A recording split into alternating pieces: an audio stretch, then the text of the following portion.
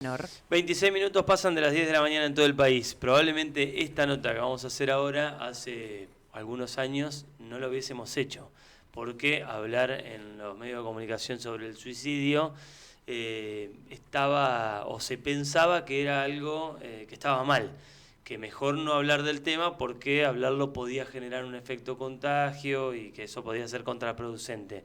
Sin embargo, las cosas hoy cambiaron, el tema se aconseja hablarlo de determinada manera, pero charlarlo. Por eso nosotros invitamos a María Selmira Gómez, que es jefa de salud mental del Hospital de Gualeguaychú.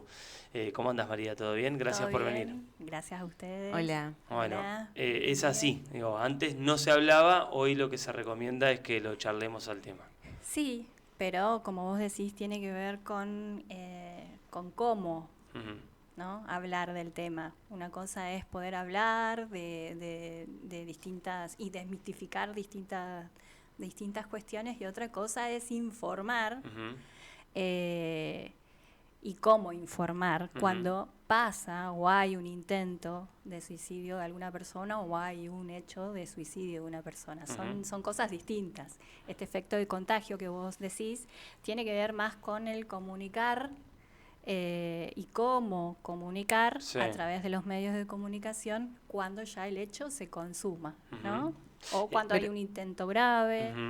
Ahora, más allá del rol de los medios, que ahora lo vamos a charlar y que es parte del aprendizaje que nosotros tenemos que llevar adelante para hacer una parte que colabore en el tema, también es importante charlarlo en casa, ¿no? Digo, Por supuesto, que sea un eso tema sí. que no sea tabú. No, eso sí, por supuesto que sí, porque bueno, es uno de los mitos, ¿no? Esto de que no se puede hablar, porque si yo hablo, le pregunto a la persona que está pasando por ese momento, que creo que puede hacer o que ya ha tenido otros episodios de intento, le voy a dar la idea o lo voy a llevar a que haga o piense en eso. En realidad, la persona que está mal y que está pasando por un proceso, digamos, que lleva a los pensamientos suicidas, todo el tiempo tiene esto en la cabeza. No es que uno va a ir y le va a decir, se le va a ocurrir. No, al contrario, porque puede de alguna manera hablar con alguien y eso alivia mucho, ¿sí? Entonces, hablar con otra persona puede también implicar que la otra persona te pueda acompañar en el proceso, que te pueda acompañar a un lugar, a la guardia o lo que sea, y también de poder aliviar la carga que tiene eso, porque cuando uno tiene ideas de muerte es porque está mal, ¿sí? Generalmente es porque tiene un síndrome depresivo, y entonces tiene en su cabeza tiene muchas ideas y muchos pensamientos, ¿sí? ¿Cuán frecuente es que eso pase? Porque escuchaba a alguien, tal vez sea un horror lo que dijo, pero escuchaba a alguien una vez decir que es mucho más común que a mucha gente le pasa en algún momento. Lo que pasa es que uno tiene filtros inhibitorios, digamos, que como que lo deja de lado rápidamente. En realidad, claro, sí, por supuesto. Eso yo creo que de alguna u otra manera, cuando uno tiene una angustia masiva o muy grande o desbordante en algún momento de su vida, quizás para aliviar tiene como este pensamiento de que es tanto el dolor psíquico, porque yo digo, el dolor psíquico es mucho más insoportable que el dolor físico. Es tanto el dolor psíquico que es encontrar la manera de poder aliviar eso. Claro, no quiero sentir más dolor. No quiero sentir más dolor, eso es. Entonces, como que puede haber ahí alguna idea de muerte, pero es común que sea en los síndromes depresivos graves. Pero en cualquier síndrome depresivo, ¿sí? En algún momento, yo digo, como la infección tiene un síntoma que es la fiebre y uno se da cuenta, en algún momento uno piensa en la muerte. Lo que no quiere decir es que piensa en matarse. ¿Sí? Pero es un síntoma más de la depresión, ¿sí? Y está bueno poder saber eso, porque eso es algo que nadie lo dice, porque es tabú. Y ni siquiera uno, cuando lo siente, lo puede decir porque tiene, no sé, vergüenza o no quiere preocupar a los familiares o a la gente que nos rodea, pero sobre todo por vergüenza, porque es como algo que a uno le genera, ¿cómo voy a estar pensando esto? ¿No? Y ya ahí entran todas las culpas, pero cuando el caso es grave. Tal vez eso sea el resultado de lo que hablábamos al principio de la charla, de no hablarlo nunca. Exactamente. No, como es algo que históricamente se escondió, es bastante natural que uno se avergüence de hablarlo, porque es algo de lo que nunca se habló. Claro. En general, uno nunca habla cuando de lo que se siente mal y cuando tiene que ver con algo de salud mental, ¿no? Uno habla por ahí, sí, de diferentes padecimientos, pero cuando tiene que ver con la salud mental, cuando está angustiado, cuando tiene crisis de ansiedad, es ahora, por suerte, mucho más, pero es raro que uno diga, estoy así, estoy deprimido, no tengo ganas, ¿no? Porque es como que eso es algo que no se ve y que no se puede hablar. Y que también está, digamos, mal visto esto, ¿no? Entonces, es también poder hacer conciencia, registrar y decir, bueno, a ver, está bien no estar bien a veces. Porque el registro nos permite poder pedir ayuda, parar un poco y no llegar al extremo de estos cuadros tan graves, ¿no? De pensar realmente que lo único que uno, de la única forma que uno se puede aliviar es matándose, no existiendo, ¿sí? Yo creo que más que nada es eso, y que es importante saberlo, digamos, porque así como hay educación, digamos, con respecto a uno sabe qué es lo que tiene que comer, qué es lo que hace mal. Educar en las emociones y aprender a reconocer nuestras emociones y hablar de eso es súper importante, porque eso previene muchas cosas y muchos cuadros. No solo en lo personal, digamos, para uno mismo, identificarlo, sino como padres, por ejemplo, también identificar en qué le está pasando a nuestros hijos. Me imagino que eso también es importante. Sí, es muy importante porque aparte es muy difícil, es una edad, digamos, la adolescencia, muy difícil. Los chicos están como muy vulnerables, ¿no? Entonces es como que no hablar lo que hace precisamente es que el adolescente tenga en su cabeza todo un montón de estas ideas y de estos pensamientos y no las pueda sacar afuera, no las pueda contar. ¿Y cómo podemos hacer para ayudar, para que esa persona pueda hablar? Porque a veces se oculta, digamos, no hay ningún síntoma, yo ni siquiera me doy cuenta, pasa mucho esto a veces cuando leo, digamos, información o testimonios de madres que sus hijos adolescentes se quitaron la vida, que dicen, era un chico sano, hacía deporte, tenía amigos y yo nunca me enteré del dolor profundo que estaba pasando. Sí, es, bueno, un poco esto, ¿no? Es que esto no sea un tema tabú en casa, que se puedan hablar y que también los papás puedan decir, bueno, hay veces que sentirse mal, hay veces que uno se siente mal, que se siente angustiado, no todas las veces uno puede con todo, no todas las veces uno puede resolverlo todo, hay veces que yo necesito ayuda, necesito ir al psicólogo, porque también eso es algo que se oculta, digamos, ¿no? Hoy ya mucho menos, ¿no? Hoy ya mucho menos, pero todavía sigue esto de no, yo ni loco, voy al psicólogo, al psiquiatra, porque es para locos, porque yo no lo necesito. Y yo siempre charlo con los pacientes y digo, nuestros hijos imitan muchas veces y están muy pendientes, a pesar de que no nos den bolilla, de lo que nosotros hacemos. Entonces, si ellos ven que nosotros... Sí, hay una réplica del comportamiento. No nos sentimos mal, pedimos ayuda y hablamos... Ellos lo van a hacer. Ellos lo van a hacer. El tema es cuando uno no habla directamente y es como que no circula la palabra bajo ningún punto de vista. Y que esto de estar mal no está bien visto, o por lo menos no es algo común, ¿no? Esto de estar mal, de estar triste, de estar angustiado, más allá de las características de los adolescentes, ¿no? Que precisamente ellos tienen más contacto y mucho más confianza con sus pares, ¿no? Por eso es también muy, muy importante saber cómo tratar cuando el suicidio es en un adolescente o en un niño. Eso te iba a preguntar, porque en la adolescencia, lamentablemente, incluso hemos visto varias noticias en el último tiempo acá en Gualeguaychú de intentos.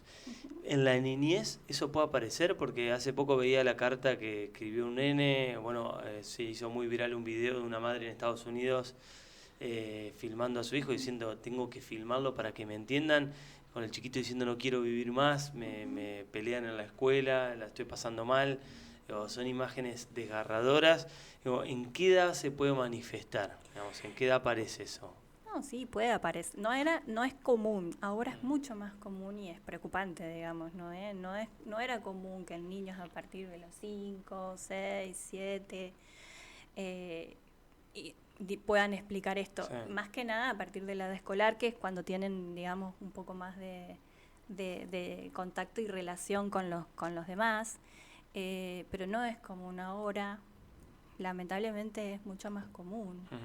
O sea, los intentos son de niños mucho más chiquitos y de adolescentes. Dale, Mariana. Sí, ¿cuáles son las problemáticas o cuando se logra hablar con estos niños adolescentes lo que manifiestan?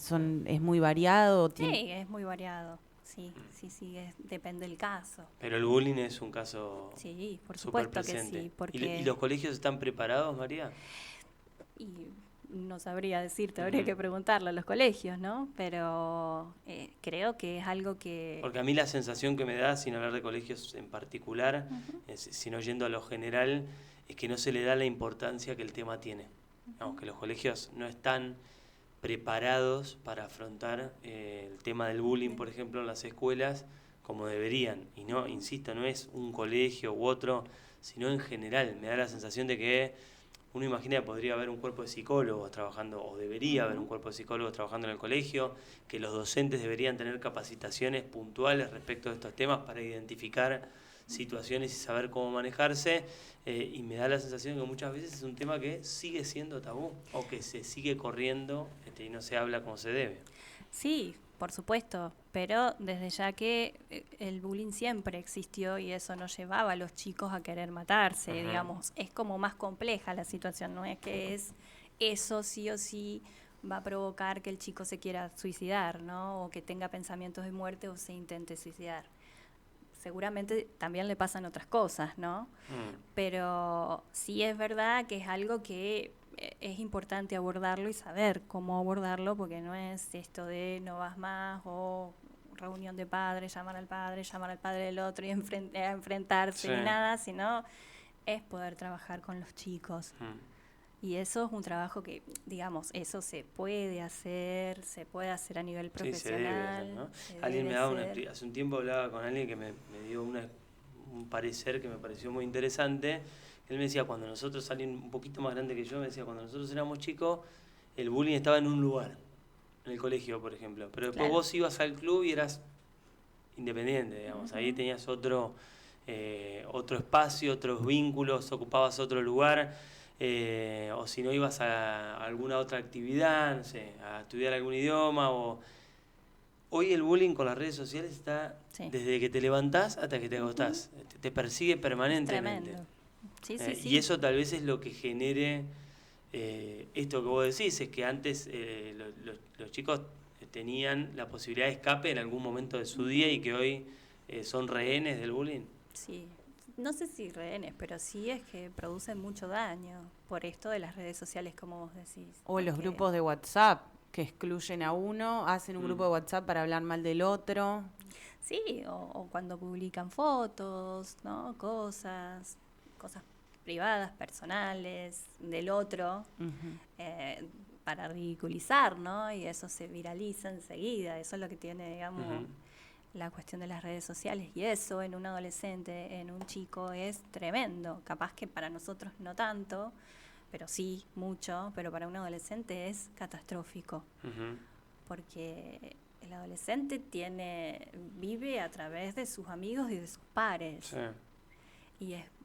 Y está formando su identidad. Entonces es sumamente importante cómo lo ve el otro. Después uno va trabajando esas cosas, pero a esa edad es muy difícil que se pueda manejar eso de alguna manera. Entonces, obviamente que es realmente disruptivo y realmente muy dañino para el adolescente eso. ¿Hace cuántos años que estás en el Hospital María? Hace 16 años va a ser este año. 16 años, sí. La situación hace 16 años y hoy es totalmente distinta. Totalmente distinta. Sí, yo hace poco volví a la parte de internación, porque cuando desde el 2007 al 2011 hice internación, y los cuadros generalmente de internaciones eran por descompensaciones de patologías de salud mental, ¿no? Patologías crónicas, pero y por ahí sí, 1 o 2 episodios depresivos e intentos de suicidio. Ahora yo estoy sorprendida, empecé en septiembre del año pasado y estoy sorprendida porque la mayoría son intentos de suicidio. Y por ahí, sí, descompensaciones de los cuadros psicóticos. Qué tremendo. O sea que sí, desde ya el año pasado incluso se largó la línea de atención de la urgencia, que es un 0800, que yo se lo pasé a sus compañeros. Ahora lo vamos a repetir. Que eso es para la comunidad, en realidad, para que se puedan comunicar. No necesitas tener, digamos, saldo ni nada en el teléfono, sino que podés llamar y ahí te va a atender un profesional y podés hablar. En cualquier momento del día. En cualquier momento, es las 24 horas del día, de lunes a lunes. Pero eso en el marco de la ley de prevención del suicidio, que se adhirió a la provincia, y a partir de ahí se activó el programa de prevención del suicidio de la provincia, que estaba, digamos, dejado de lado.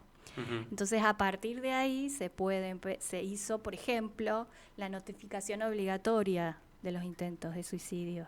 Para ¿sí? tener una estadística. Claro, como las otras enfermedades epidemiológicas, que se hace una notificación obligatoria, entonces el nodo epidemiológico del hospital notifica todo ellos sacan todo lo de la historia clínica y notifican los intentos de suicidio. Eso es obligatorio y se empezó a hacer desde el año pasado. Así que hay un registro de los intentos desde el año pasado. Y cada año crece. Bueno, claro, fue desde el año pasado. Sí, pero se nota, no por ahí en los datos así más duros, sino de la experiencia. Ahora, es increíble. Y la edad, cada vez son más jóvenes. ¿Y el contexto vulnerable generalmente tiene más que ver o no es un tema de clase social? No, es un tema de clase social. Esto atraviesa todas las clases sociales, no tiene que ver con lo económico. Y sí es verdad que siempre va a haber más vulnerabilidad en las personas que no tienen acceso a muchas cosas que por ahí se pueden, no sé. La verdad que la salud mental, lamentablemente, es, digamos, algo a lo que es muy difícil de acceder, porque en la salud pública tenemos muy pocos profesionales. Entonces por ahí sí. Faltan recursos. Por ahí sí, digamos, se puede, una persona que tiene disponibilidad puede, de alguna manera, acceder a un tratamiento psicológico, sí, como, digamos, muy bien abordado, individual, todas las semanas, sí, un apoyo, un tratamiento psicofarmacológico, psiquiátrico. Entonces, puede haber una diferencia ahí. Pero en cuanto a lo que pueda, en cuanto a los intentos y en cuanto a que, digamos, estén mal, no tiene que ver con lo económico. Sí me parece que quizás tenga más que ver con el acceso, digamos, al abordaje, de alguna manera. ¿sí? Ahora hoy, si alguien nos está escuchando y está en esa situación, o hoy un familiar o un amigo de alguien que sabe que una persona está atravesando esta situación, lo más rápido, lo mejor es hacer ¿qué? Está la línea. Sí. Que esto es algo gratuito y que está a las 24/7. Sí, que es ¿lo tenés de memoria o lo...? 0800-77-2100. Ajá. Sí, después si quieren les mando bien. Sí. Eso es, digamos, gratuito y puede ser en cualquier momento. Y después tenemos la guardia del hospital de salud mental que es activa de 8 a 20 y guardia pasiva de 20 a 8. ¿Sí? O sea que guardia son las 24 horas. Lo que cambia es que hasta las 8 de la noche están presencialmente y después es la guardia pasiva. Se puede llamar, tienen un interno, o sea, se llama al hospital o se llama al 107. Al 107 generalmente suelen llamar cuando es una urgencia, digamos, entonces ahí hacen el triage los chicos del 107. Pero si no, se llama al hospital y se marca el 164, que es el interno de la Guardia de Salud Mental, para comunicarse más directo. Y pueden llamar, la guardia va a domicilio, en los casos que amerita. Y si no, bueno, nada, para hacer una consulta y decir, bueno, que tengo esta situación, ¿qué hago? Entonces también, para eso, tráelo, fíjate, hace esto. Y después están los centros de salud que cuentan con equipos de salud mental, con psicólogos, a los que se pueden acercar también, que es más cerca, digamos, y no tiene esta cuestión del hospital, digo yo, ¿no? Porque el hospital, la internación, la sala, es como que tiene toda una connotación por ahí bastante errada, pero bueno, nada, es así. Y entonces por ahí no quieren, o sea, quedarse, claro, no pueden quedar internados contra su voluntad. Depende del riesgo. Depende del riesgo. Si tiene riesgo cierto inminente, como dice la ley de salud mental, sí. Se hace una internación involuntaria que se avisa a todos los organismos, al órgano de revisión, al juzgado correspondiente, y si es menor, al consejo del menor, y se avisa por qué, a pesar de no prestar consentimiento a la persona, se toma esa decisión como medida de protección. ¿Sí? Como vos decís. Esto es una persona que está mal y quizás ahora te dice que está bien, que no lo va a hacer, pero por una cuestión de no querer quedarse internado o lo que sea, pero que no puede decidir de alguna manera, y hay que proteger a esa persona y hay que proteger la vida de esa persona. Entonces, el derecho a la vida está por encima de la autonomía de la persona. Claro. ¿Se entiende? Sí, se entiende perfecto. María, ha sido muy clara, te agradecemos enormemente que hayas venido. Bueno, muchas gracias. María Selmira Gómez, jefa de salud mental del Hospital Centenario, estuvo con nosotros hablando sobre el suicidio, un tema que con las premisas que dan los profesionales de la salud hay que hablar de una determinada manera, pero ya no es más aquel tabú de otros años, de otros tiempos. Es bueno charlarlo, es bueno tener en cuenta varias cuestiones. Bueno, un poco es lo que hablamos recién con María. 49 minutos pasan de las 10 de la mañana, a nosotros nos queda un buen rato de programa, quédate. Viví la radio. Ahora cero. 104.1.